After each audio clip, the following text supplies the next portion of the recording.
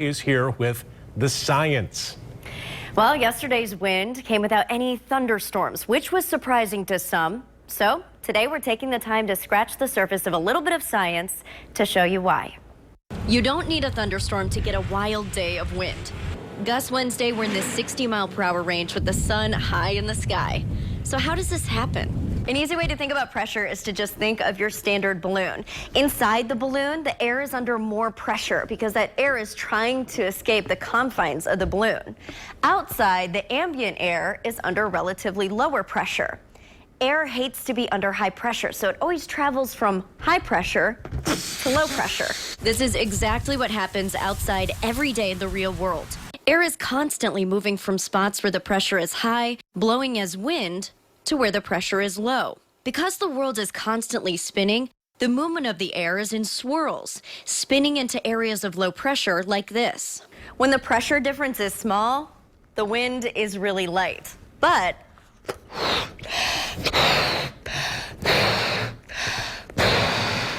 when the pressure difference is large, we all know what happens. The wind is really strong. Yesterday, the pressure difference was massive. Just look at the storm from outer space. All of the rain from this thing was far away from us, near the center of the low. But West Michigan was in the way of all of that air racing across the state to make it to that center of low pressure. Storms like this make intense amounts of wind. And when it does, we lose way more than just balloons.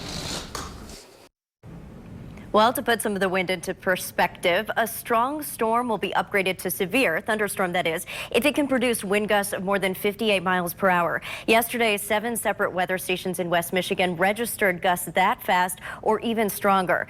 And that's why it's important that we had that high wind warning out the day before. So hopefully people were able to pay attention and then prepare for the wind as best you can. Boy, yeah, it's just amazing, really, you know, how it all comes together like that. But the damage it caused, It's just impressive. the wind, not, you know, the storms. Right, and and all I that. think that a lot of people next time we have that high wind warning are going to pay attention. Oh, I bet, Right. yeah.